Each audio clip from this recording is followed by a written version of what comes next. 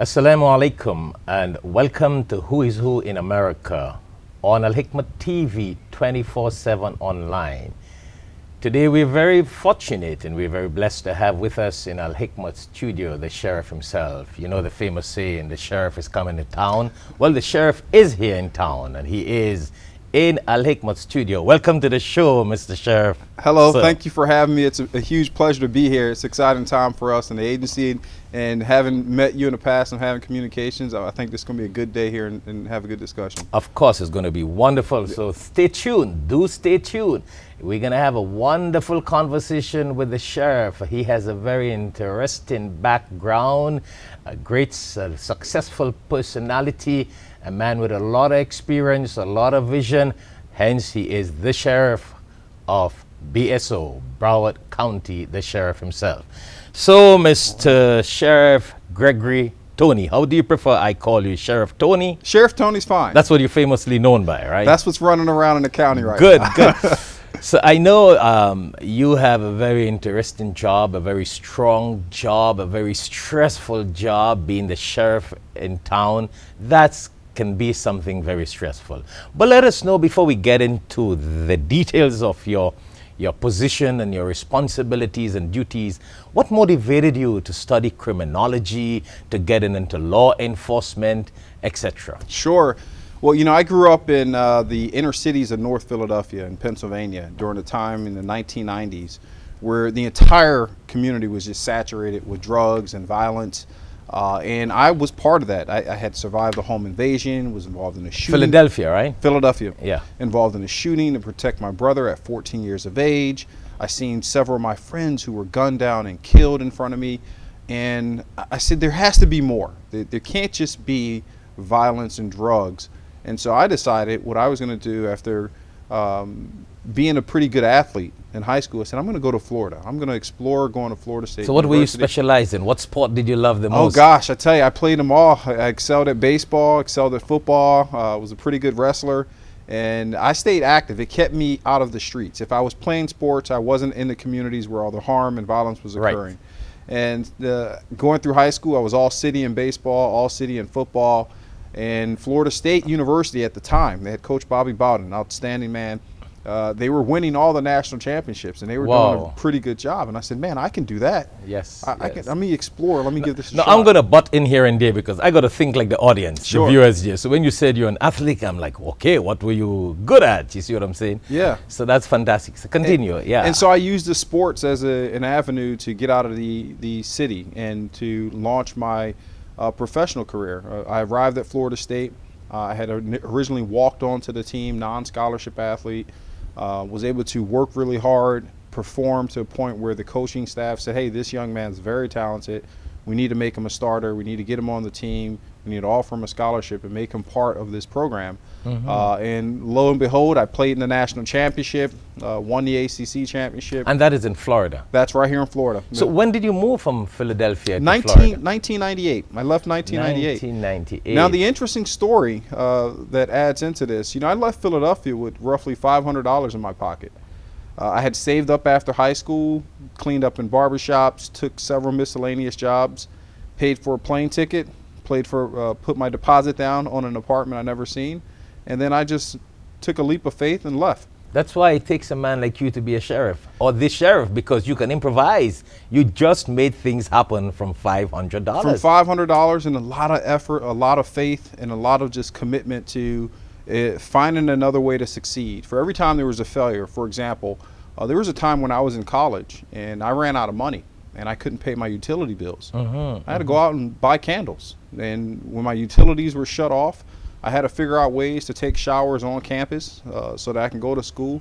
But I never gave up. I never found it as an excuse not to continue forward. Well, that's an interesting story. Not many Americans can share that story, that you had to go and buy candles when you could not afford to pay the light bill. Yeah, and there was a lot of hungry days. I can recall spending just enough money to buy, 5 or 6 boxes of pizza to put into the refrigerator to last me for several weeks.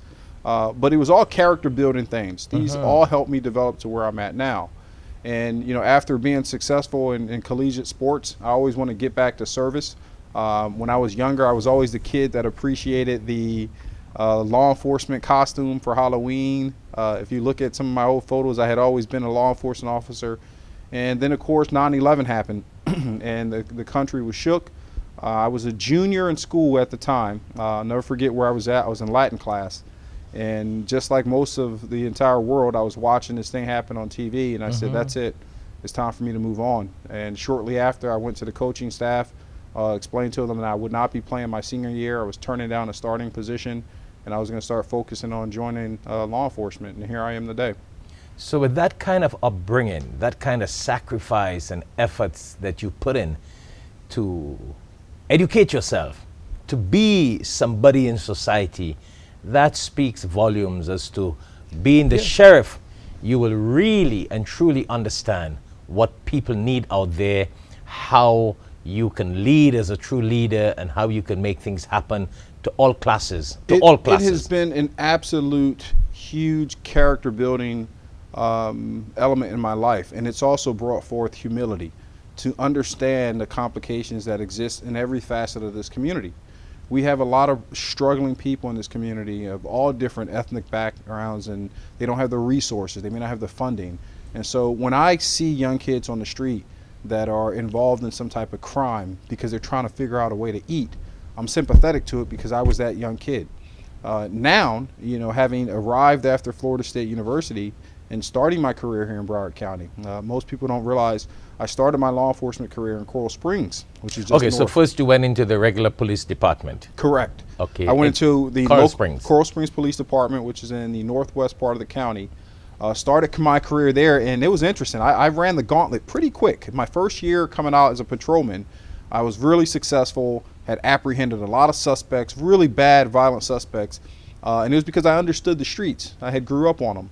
And immediately after, I had one of my sergeants come up and recruited me into narcotics. I became an undercover detective, worked a RICO case, or a major racketeering case with the FBI, and really had a chance to see every part of Broward County. And having success with that case, it opened up an opportunity for me. And I became the first black special operations detective in the burglary unit, became the first black SWAT operator in the history of the SWAT team there. And then later I became the first black sergeant, the first supervisor in the history of Coral Springs. And it had just been a matter of just continuing to persevere. You're a man of history. I think I read somewhere where you had your own private security firm or something. Am I correct? Yeah, you're correct. And that was during my time at Coral Springs. One of the things I did when I was at Coral Springs, I started paying attention to all the active shooter events that were occurring all across the country and all across the world, in our mosques, inside of our schools. And I told my administrator, I said, hey, I told my chief, we need to start advancing the training here. We need to prepare because someday we're going to have a catastrophic event, a mass shooting here in Broward County, and it's best for us to be prepared. And fortunately, my chief of police then said, you know what? He said, Sarge, at the time I was still a sergeant, you're correct. Go ahead and do what you need to do. And I went up to the Federal Law Enforcement Training Center, working with the Department of Homeland Security. Became a nationally certified active shooter threat instructor, got my tactical medical certification, and I came back and started putting all these training programs into Coral Springs. Well, while I was doing that, I started getting calls from private sector businesses, and companies were curious, can you come in and help us design our response protocols? I have 400 employees. I'm worried about my employees. Wow, and that's when it hit. I said, maybe I can do this also outside of the agency. I wrote my own business plan, started my own company, and began to travel across the entire county training individuals. And fortunately, I had success there and decided that I was going to do that full time, and retired early from the police department. And unfortunately, while having success in my company, the Marjorie Stoneman Douglas shooting took place in our high school here. And I recall looking on TV and once that was again. Coral Springs, right? That was Coral Springs Police that responded first on scene. And performed well. And I remember looking on the screen and seeing the very officers I trained, the very people that I had put through these programs, running into the schools and doing what we trained them to do. And I felt a sense of pride, but I was also disappointed that I wasn't there. And I remember maybe all of 2 days later, the chief of police calls me. He says, hey, Greg, you know, everything that you warned us about years ago came to fruition. And you were right then. It's time for you to come back and start talking to the community. I think they're going to listen. And so I left my wife. I was in South Carolina at the time. I left my wife of 16 years in South Carolina. Interesting. For an entire month by herself to come back here and help Broward County. I didn't want anything, wasn't expecting anything. You just got a love for security, Yes, law enforcement, and and caring for the service. the service of people. Being able to serve people. Yes, yes. And I came back here, interesting enough, I came back here and I was 100% speaking to legislators and state officials about here's what we need to change in terms of policy, here's where the money should probably be spent. And lo and behold, you never know who's watching, you never know who's paying attention to the works that you're doing. I get a call from the governor's office. Yeah.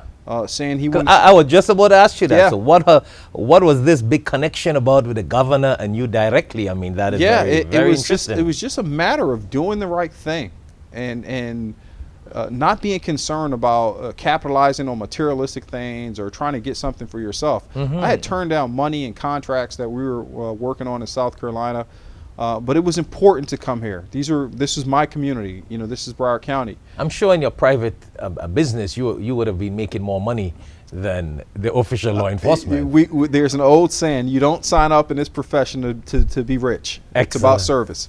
And you know, I got the interview. I got the call on a Monday from the governor's team saying, "Be in Tallahassee on Tuesday. Bring a suit and a tuxedo. You're going to be interviewed after the inauguration."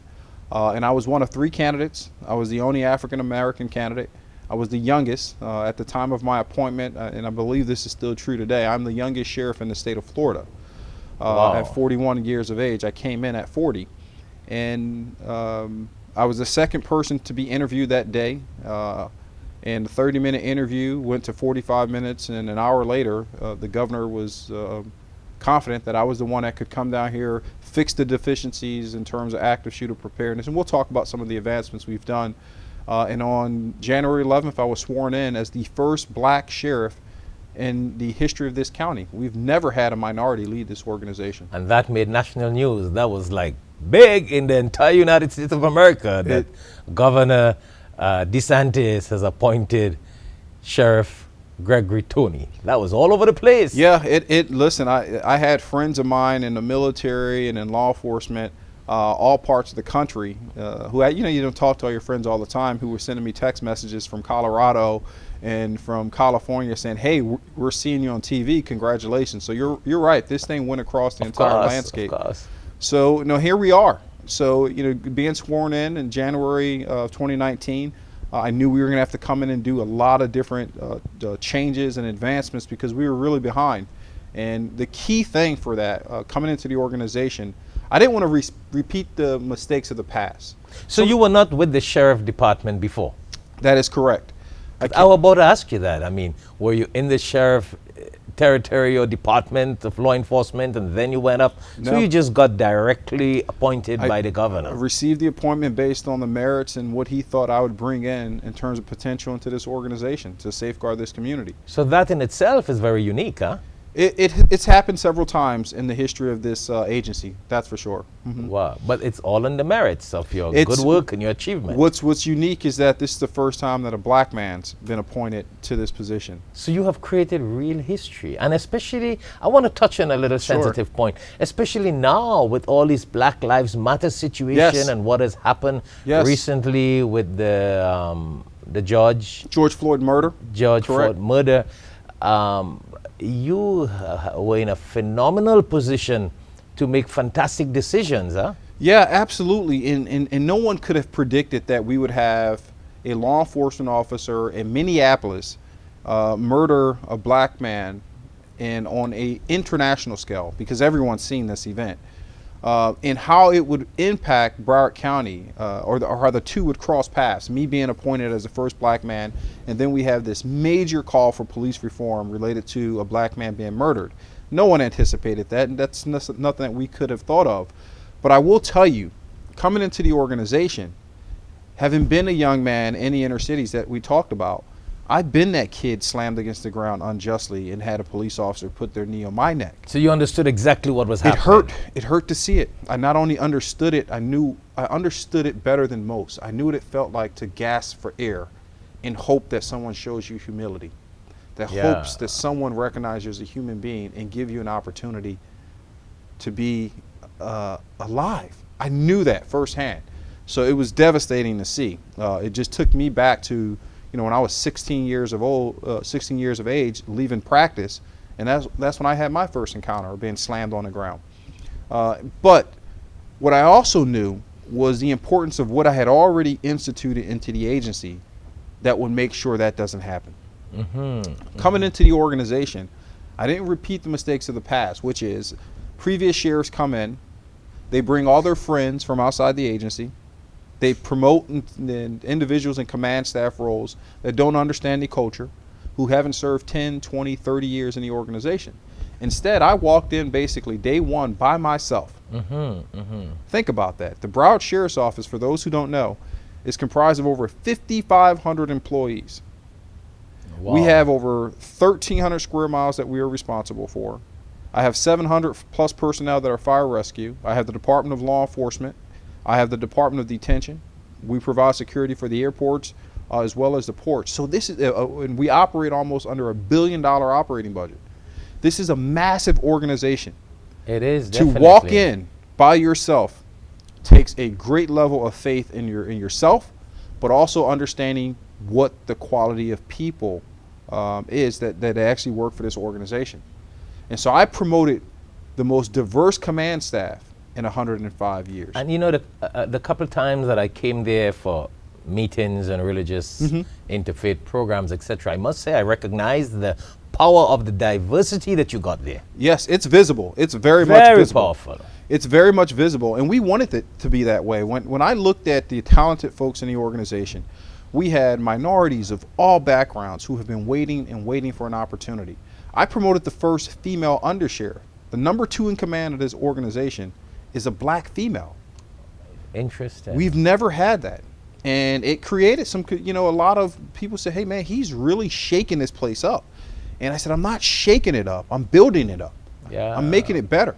For the first time in our command staff organization, we have Hispanics that are part of colonels and leadership roles. Last year, we had over 400 plus promotions. Half of them been women. These are significant changes. And I must say, there's been a lot of comments when you pay attention to Instagram and Facebook. Yes. They say, hey, who's the major everywhere he goes? My major, my executive officer, the most senior ranking official on the 5th floor with me on the office of the sheriff, is Major Munib Ahmed. And his nickname is Benny. He's the first Indian American to be in an administrative. Well, the first time I saw him, I thought he was Hispanic. That's also confusing. He has a very diverse look also. He has a diverse look, but he's very talented. Yes. Here's a man that speaks 7 languages, has been in this organization for 18 years, and we just didn't capitalize on that type of talent and skills. And so having that diverse command staff has resulted in several key things. First, so I think we need to be talking to him one of these good days on our show. You absolutely have to have the major here one-on-one. Munib Ahmed, Major Munib Ahmed, his achievement, his success. He's got to tell his story. If you think my story is interesting, you have to hear his. Wow. He came here with his family, the successes behind what he did, and he too was an entrepreneur and successful in his own right with businesses. But I'm not going to tell his story. You need to get him back on this show. You will have to give him the time off to be here one day. It's authorized. You got me on recording saying it's official. He'll come back. Good. But if you look at where we went from an agency that was suffering from all these active shooter deficiencies, the first thing the major and I did was to travel to D.C. early February of that year, all of less than 30 days. And I said, we need to partner up with the top training organizations in the country. So we built a relationship with the FBI, Homeland Security, brought down all those training initiatives into this organization and expanded our training by 3-fold in terms of personnel and in terms of the type of training we're doing. And we went from being the worst in the country to being now the top certified and credentialed law enforcement organization, public safety organization, because we have fire rescue as well, in the United States. No one has accomplished the type of certification and credentials that we have. Yes. And it's been amazing. It's having good people. That is fantastic. And I must share with you that a couple of weeks ago, one of your officers in your department with the prisons area, prisoners, etc., they sent and requested 250 Quran, Islamic Quran description yes. for the prisoners. And I was amazed because sometimes, you know, in many cases, you got to send people to go and request That's right. to get these religious material in. So the mere fact that your department, they were calling us for religious material for the prisoners, that's a sign that they're also working on the godly path. Yes, we've totally changed our cultural awareness here. Broward County is one of the most diverse counties in every facet, not just in terms of race, but also in religion, also in languages, and so many other different, you know, elements that make us unique. We have to be respective of those things. We have to be able to engage with the community to make sure we're not leaving any facet out. Having so much control and being in contact with so many parts of our community, it's important that we don't ostracize anyone. Yes. You know, I was surprised, you know, when I had dialogue with members of our Muslim community, how disengaged they were from this organization, not having that type of inclusion. And that's a problem. Because we represent this patch on my sleeve. It says Broward County. It doesn't say Broward County Christians. It doesn't say Broward County Catholics or Muslims. It's the entire county. So we represent everyone, and everyone should feel like they're part of this organization. So we've opened the doors, as you've mentioned. Yes. We've done a lot of exciting things with community outreach programs, committees, and we'll keep moving it forward. Definitely. And being the first African American sheriff who made history in what, 100 and how many years? 104, 5 years. 105 years. When this situation happened with George Floyd, all right, the mere fact that you were African American in this prominent position as the sheriff, while other sheriffs and other officers would have been a little shaky as to what is going to happen, all these protests, all these problems. I'm sure it was not as that bad with you because you would have already understood the whole situation, know how to handle it with your department. That's exactly it. You know, I was confident on what our response would be in this county, specifically with the Broward Sheriff's Office, for a couple of things. One, I'll backtrack. Coming into the organization, we didn't have a lot of checks and balance, and we weren't as accountable and transparent to this community when we would do things that were wrong. We had a lot of aggressive officers who were given slaps on the wrist and allowed to continue to be abusive in this community for a long time. And so one of the things I set up early was an early warning tracking system to make sure we knew those officers who did something 2-3 times and that would exhibit signs that, hey, he or she's probably going to hurt, harm, or kill someone. Let's pull them out of the field, let's train them, or even let's remove them before something bad happens. Yes. Then I also created something called a use of force review board, where now we have subject matter experts in our agency that review every single use of force that takes place in our organization. And they make sure, should this be an internal affairs investigation? Is this in compliance? Or should we move to some type of disciplinary action?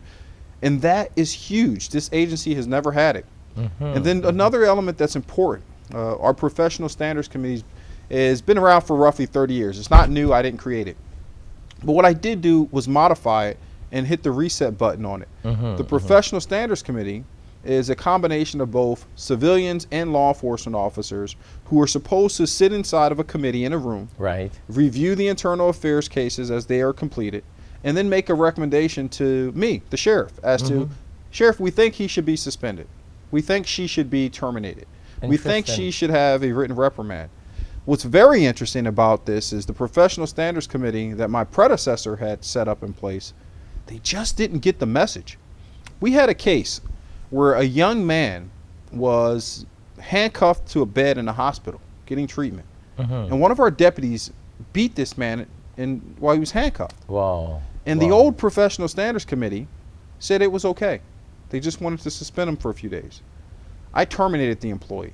That's highly unacceptable. Then that same Professional Standards Committee was looking to just suspend the deputies who allowed 17 people to die in this school. They didn't respond. They didn't do their job to protect and serve. I had to terminate those employees. Then we had a case that I'm sure you remember very well involving a 15-year-old black man, a little kid, not a man, he's a kid, he's 15 years old, where one of my deputies ended up slamming his face into the ground, and it went international. I had colleagues in London talk to me about this case. All for disorderly conduct. And that same professional standards committee that was set up under my predecessor said, let's exonerate him. Exoneration meaning there's no wrongdoing. That it's 100% appropriate to take a young man's face and slam it into the ground.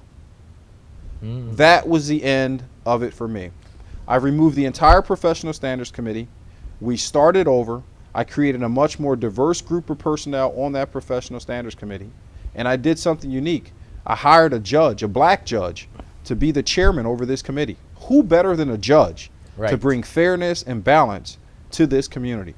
So long before George Floyd's situation, you were ahead of correcting these problems that all these protesters and law enforcement people were requesting recently. You were just ahead of the game. That's correct. And I think going back to our very early conversation about the way all these things line themselves up together, I'm a God-fearing man, and I don't think there's a mistake there.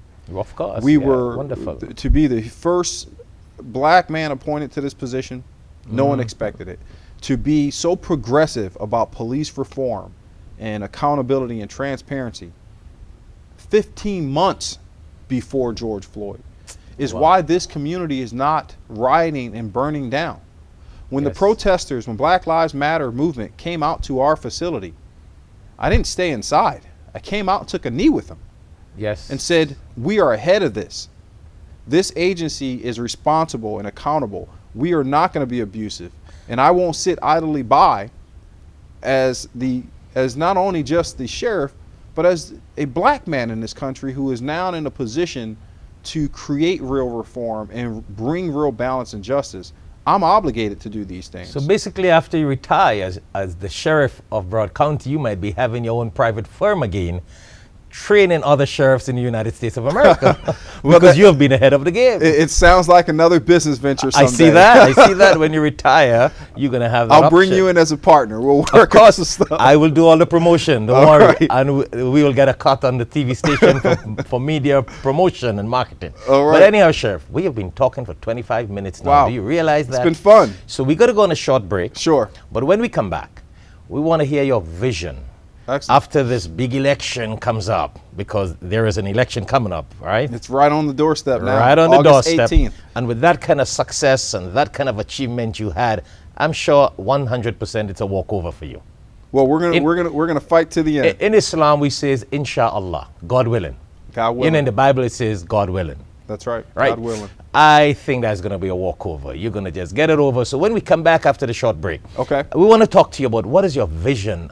What are some of your dreams to accomplish with this new era after August 18th? Excellent. Thank you very much for viewing. It's been a pleasure to have with us Sheriff Gregory Tony. Stay tuned. When we come back, we're going to continue on his vision after August 18th and this whole election scenario, which is a very tough one. But looking at his experience and his achievements, we know he's going to walk that over. He's going to walk that over. So stay tuned when we come back. Inshallah, God willing. Assalamu alaikum. Allah gives hikmat, wisdom, to whomsoever He wills. And whomsoever is given wisdom is certainly given a lot of good.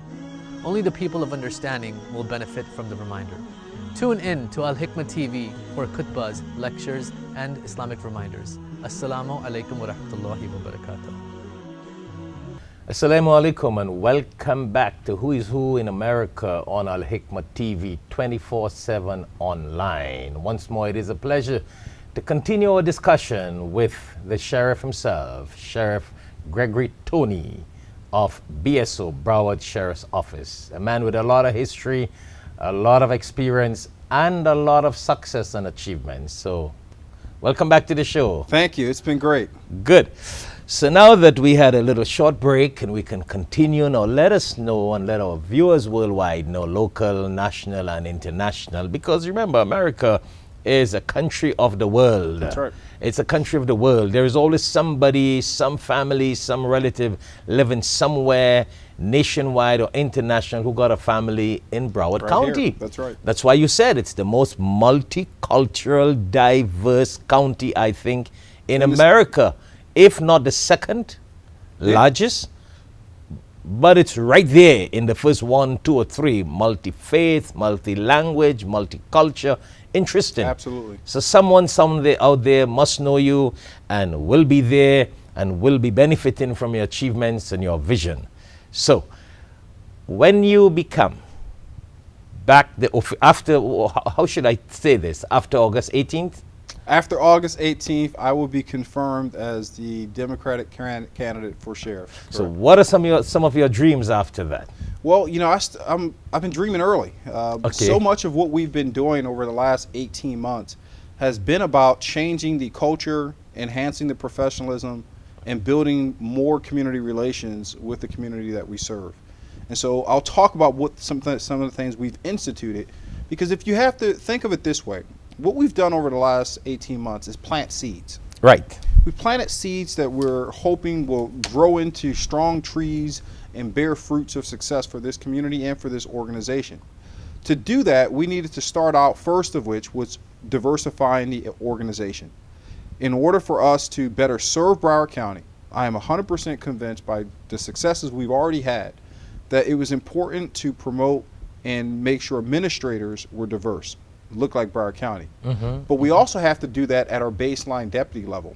Right. One of the things that I had learned early on as I went out and spoke to every mayor, every city commission, and said, what can I do as a sheriff to give you a better level of service?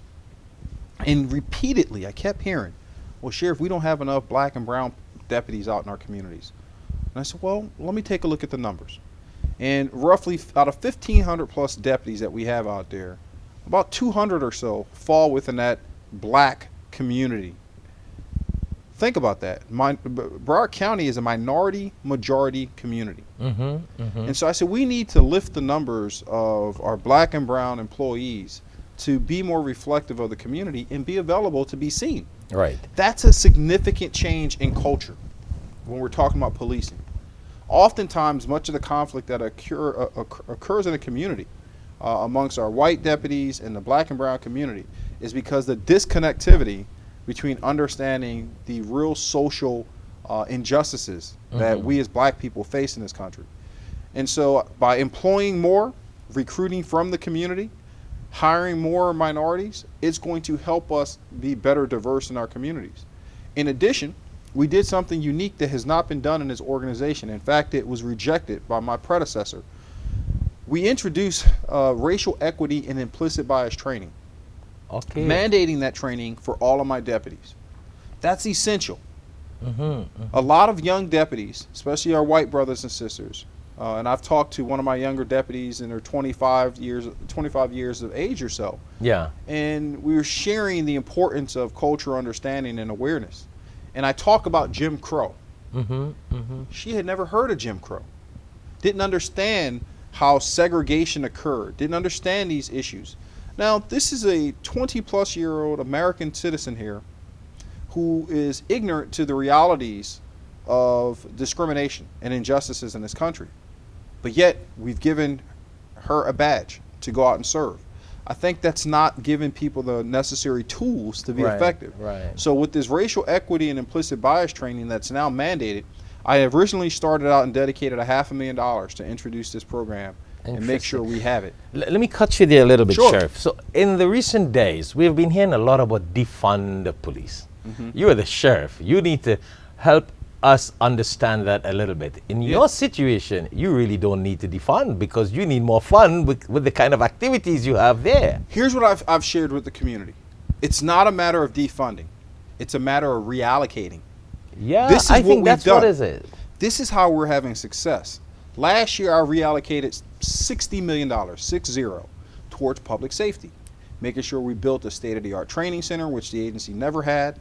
We made sure we introduced a real-time crime center, which is our technical emergency operations center, where now we track and monitor all our schools in Broward County, over 10,000 plus cameras, making sure we don't have any harm to our students and our young youth. We've also expanded that into our religious institutes. So reallocating money is more effective. So therefore, this defunding the police, it's not really a right statement. No, and that's my job to educate the community. I think that's what, I think you should say that, because a lot of people are still caught up in that. It's about reallocating the funds into a more strategic and progressive and I'll expand more. Yeah. So that's exactly what we've been doing this year. When we reallocated funding, I said, okay, we have roughly $278 million out of our budget that every year goes into the jail, meaning we spend $278 million a year to keep people in custody. Wow. Right? By the way, almost 70% of that base are black people, the people that are incarcerated. So there's another indiscriminatory practice that exists in these institutes. So I said, let's reallocate money on keeping people out of jail. So we launched the Broward Sheriff's Office Youth Mentoring Program, where now we are identifying young people that are in these impoverished communities that don't have the family members with disposable income, and we're training them on skills that are important to be successful, giving them career development, financial literacy, giving them out involved in civic and community affairs. These are ways to take money out of the traditional policing of let's buy more guns, let's go out and chase down more criminals, let's go arrest more people. Instead, let's use those dollars to keep people out of the system. So you're in the prevention is better than cure situation. Absolutely. We can't arrest preventing everybody. crime. We cannot arrest everybody. That is not the solution. It's never been effective. Yes. And it only burdens the community in terms of more financial burdens. Do you have a system where you have officers that go to the educational institutions, if I want to put it like that, the colleges, the high schools, to motivate people to make to become police officers as a career? We launched an entire new recruitment. Because I heard you speak about the youths, but I mean, while they are in school. Yeah, we launched an entire new recruitment division last year. I had to promote a Major Andrew Dunbar. One of our Jamaican brothers, been part of the organization for a long time. I gave him the reins and I said, I want you to recruit everywhere. I want you to tap in to all these different historical black colleges and ethnic backgrounds and groups and bring them into the agency. Show them the benefits. Yes. We get pensions, we get great salaries, we get great health care, and attract them. But I also challenged them. I said, I want to create more programs that will expand early opportunities for kids. And one of the things we started was something called the Broward Sheriff's Office Legacy Program. And what that program does is exactly what you're speaking on. Now we have our Police Explorer program, which brings in young kids upwards to the age of about 17. We have our Fire Cadet program that does the same thing. Right. What I wanted to see is when these young people complete this program, we don't want them to walk away from the agency to never be seen again. Right. Instead, let's put scholarship opportunities available to help pay for them to go through the police academy, to help pay for them to go through the fire department. And that allows them to have a long-standing, i.e., legacy with the organization. We catch them early, we get them involved into the agency, we show them all the benefits, then we put them through the educational things that are essential and certifications, we hire them, and then someday they become administrators here. And that is a fantastic way to prevent crime. Absolutely. And make people more official, more part of the system. Absolutely. So I suppose that the hate that was going on after George Floyd's murder, if you want to call it that, that's exactly George what I would Floyd's call it. Murder. Yes. All the hate that went to police officers and law enforcement officers, I'm sure that you have something in place to educate people who have this hate, that you should not hate police officers. We need to correct this situation. And those who are not upholding the law of law enforcement, like what happened in George Floyd's case, we need to correct that. We need to stop that. But we should not have the mass public hating police officers and law enforcement, because that will create major corruption. I agree, and I don't think that's the current case that we have right now. There's a lot of media portrayal that the masses of people are against the police. No, what the majority and the mass volume of people are against is unethical, of course, brutal police officers, and so are we. And so I encourage those protests. I encourage them to happen. But I also encourage them to do it in a responsible manner. To have your voice heard is the objective. Yes. And to influence change. Well, we're in a very unique time in this county where, again, I'll go back to it. I understand the issues because I live them. And so, you know, I create so many different committees. We just started a new social justice task force committee to bring in the community so that they can tell us, hey, we need you to focus on these items. We want you to do more of this to help reduce the conflict with the black and brown community, because we can't do it on our own. Definitely. We have to be engaged with the community. And even our neighborhood support teams, which we launched last year, has been very successful. I had this vision. You know, I've also been an adjunct college professor, so I'm accustomed to building curriculums and teaching. And I had this vision behind the neighborhood support teams being in every... So you're more educating the sheriffs and all the deputies right now because you have that background as a professor. This is an educational position. It is. There has that nexus to where I'm teaching not only my administrators, but I'm teaching my deputies about different philosophical approaches to policing practices. And I think that Broward County is very fortunate to have a sheriff like you who has a professor's background in education and teaching, because a lot of people think that a sheriff deputy is all about guns and shooting, but a man of education, a man of a background of teaching and educating people, that is so beneficial. It has been super helpful. You know, I see things a little differently. I can see them from the field practicality, but I can also see them from the academic side, and I figure out ways to merge those two to where we're operating in a community in a manner that they appreciate. And I was alluding to talk about our neighborhood support teams, what we're doing there. You know, that concept is really community policing. And what we did is to have a sergeant and a deputy in every single one of my districts who is responsible now for engaging in the community in a positive setting with a bracket of our civilian employees to figure out what the issues are. So, for example, our deputies are going out to our houses of worship and figure out what days are you having services? Are there any concerns that you have? Or you need help with traffic? How many people are you having in your service right now? Is there a security concern that you may have? How can we help? And by doing this, going out across our communities, for example, during the COVID-19 crisis, we're about 90 days in.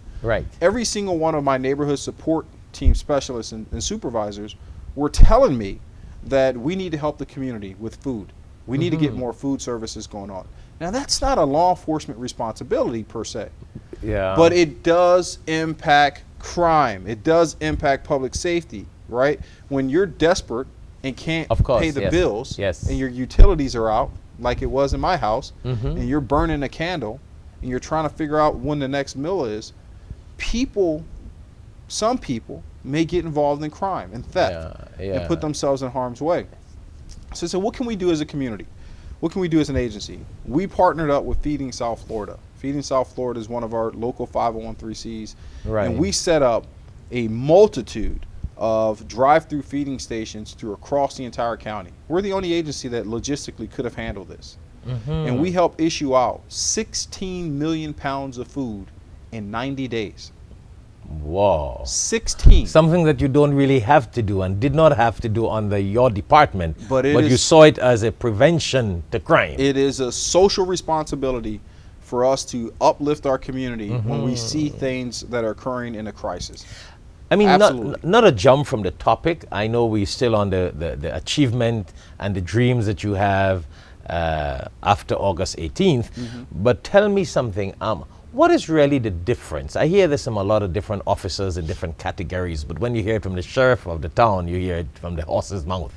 What is really the difference with the sheriff and a Sunrise police officer or Coral Springs officer? What are the jurisdiction? What are the limits? What are really the differences here? Because you just mentioned that it fell under your department to do this, that others could not and did not have maybe the rights to do. Right, I think a couple things. So the sheriff is the chief law enforcement officer for the entire county. In the way Broward Sheriff's Office is operating right now, roughly half of the county, I'm responsible for providing the public safety and security, either law enforcement or fire rescue. The other half of the county have elected, the municipals, for example, Fort Lauderdale, have elected to choose their own independent police department that operates under the city guidelines. So Sunrise, Miramar, Coconut Creek, you know, Pembroke Pines Plantation, a few others have their own police department. However, they don't have the logistical capabilities that we have as a sheriff office. For example, Coral Springs, the old city in which I used to work at, have roughly 200 officers. When they need support, they contact the Broward Sheriff's Office. We Okay. go out and provide the helicopter units, Marine Patrol. We help out with major civic unrest incidents and many other facets. However, as the sheriff, I have jurisdictions that can overcross those cities. Yeah, that's At the end of point. the day, if the Sunrise Police Department cannot fulfill their responsibilities in terms of safety and services, I'm obligated by law, by Florida law, to step in and support or even take over those services. Interesting. When we were at that meeting, that leadership meeting you had called Yes. a couple of weeks ago, sometime in June, I think. Yes. You spoke about $1 million budget that you were Mm-hmm. going to get invested in some. What is that all about? Yeah, so again, reallocating funding, being creative. There's the Broward Youth Mentoring Program that we started. I originally pulled out $250,000 out of our law enforcement trust fund to launch the project. And I had challenged our county commissioners, showing them, look, I am taking the added step to help keep people out of jail and to uplift our young people. And they were excited to see it. And they said, look, can we make this a particular line item where there's money dedicated towards that program every single year, and that's the $1 million for there. Okay. But I also pulled in $1 million for the racial equity and implicit bias training to make sure not only my men are trained in this, but those cities that you talked about, Sunrise, Coral Springs, Coconut Creek, I called all the chiefs of police and I said, I'm going to do this program. This program is essential to reduce conflict with black and brown people in law enforcement. And if there is ever a time where we as law enforcement administrators need to unite on this cause, it was now, because of the George Floyd murder and what the community was demanding. And they said, Sheriff, you're right. We're 100% on board. And I said, I don't even want your money. I'll cover it.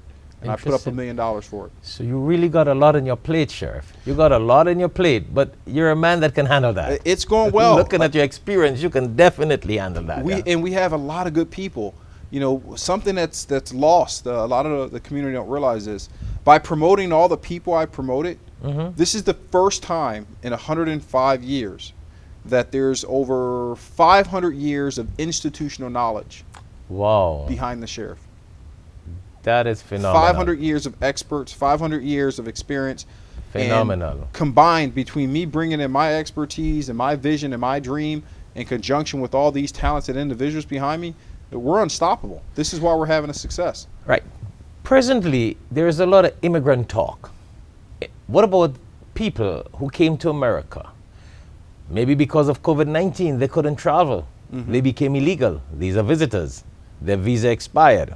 You see what I'm saying? Yeah. A lot of illegal immigrants or immigrants who are in the process of getting their documents corrected. I mean, I'm just asking the crazy questions that you hear out there. Sure.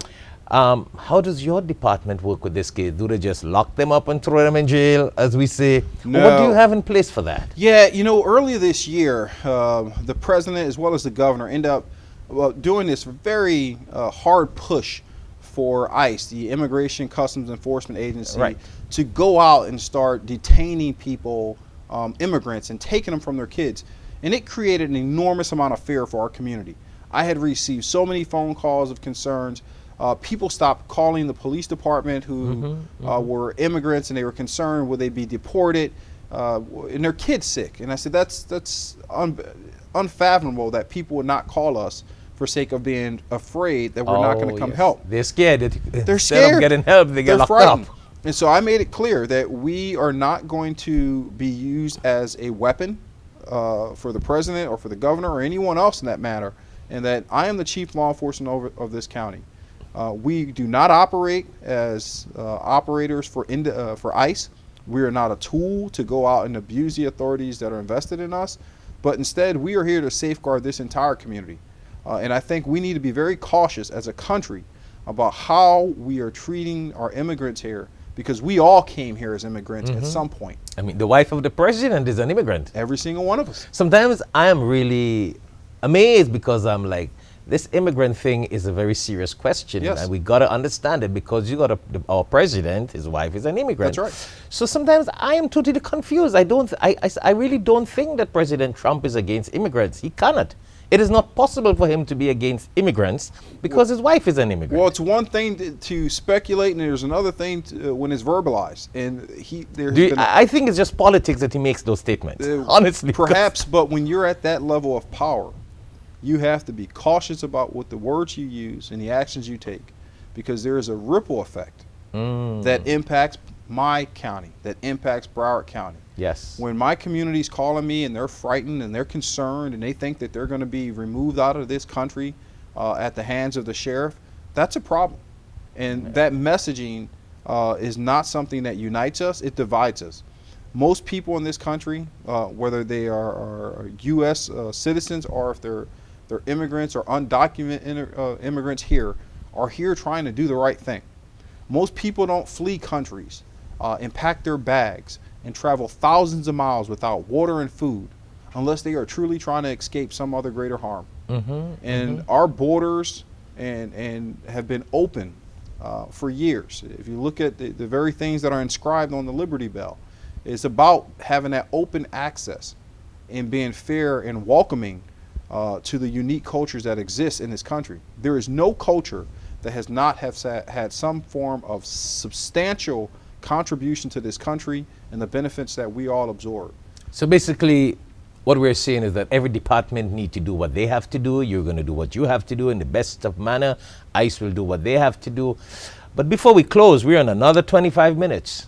We have just spoken 25 minutes after the break. So I just got one little question, and then you can close with whatever you want to end with as your little dream and accomplishment in this whole new era happening and after August 18th. And I want to make that known because you are a man of a lot of vision and accomplishment. You mentioned before we came on the show that you got a budget for charitable organizations that do immigration services. I would love our viewers to hear this because this is worldwide. I want to share this with the viewers. This is very important, and so many of our minority-based community have not been educated on this and not aware that this exists. Of course, you don't hear that all the time. Every single year, roughly several $1 million come into a bank of funds. It's called the Law Enforcement Trust Funds. Those proceeds come in through forfeitures from crimes and seizures that we do in the law enforcement profession.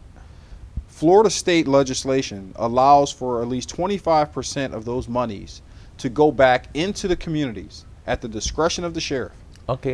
Into 501(c)(3)s that are helping the community. So the Boys and Girls Club, Hispanic Unity, and many other partners, United Way for Broward County, the Urban League of Broward County, many different groups that we're working for, apply for these funds, and I get a chance with our committee to evaluate their needs, their requests, and then institute out a check that would support their initiative.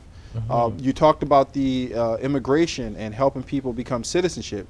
Hispanic Unity does an excellent job with this particular project. Interesting. Just a few months ago, I looked at their request and authorized another $15,000 to help support that initiative.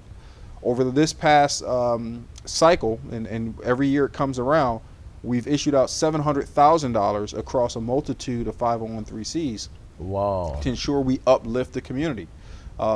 2 weeks ago, with the COVID crisis impacting so many households, and I told you we helped issue out 16 million pounds of food. Well, that's still not enough. I had to look at the law enforcement trust funds, shift $100,000 out, and we paid for another 750,000 meals in this community.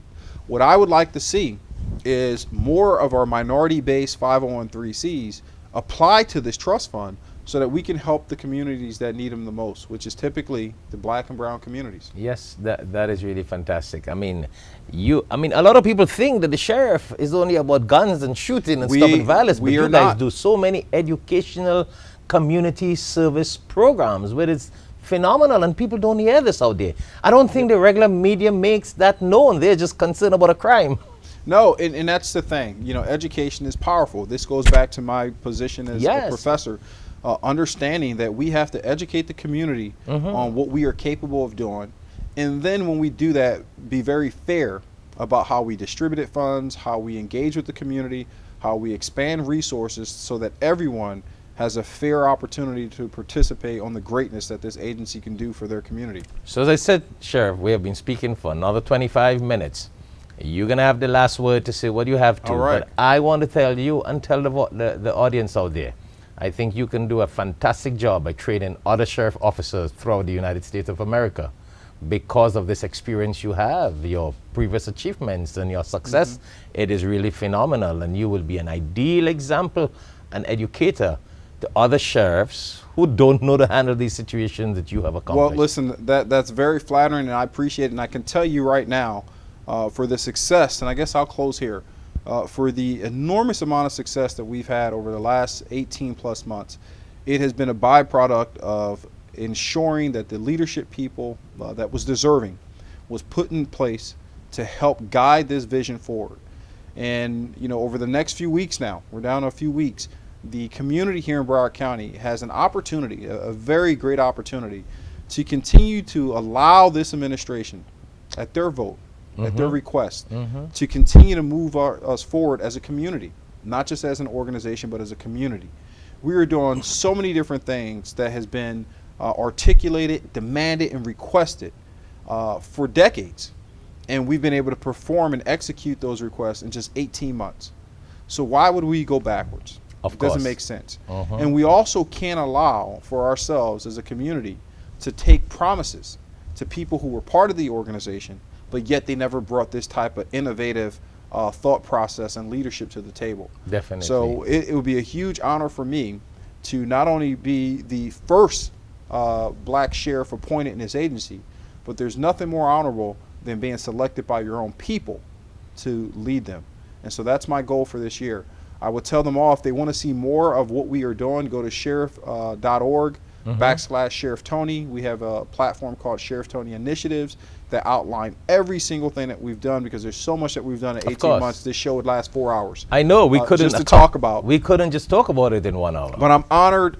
It's been a great privilege. Thank you for inviting me on to the show today and being able to speak to the audience. We have to do this again. Of and course. you have to get the major on here. Definitely. So we're he can gonna tell his story. So thank you all for having me. You're welcome. And thank you very much, viewers out there, for tuning in to Alhikmat TV 24/7 online. And today it was really a pleasure. As I said in the beginning, the sheriff is coming to town. Well, we had the sheriff in town in Alhikmat studio, Sheriff Gregory Tony.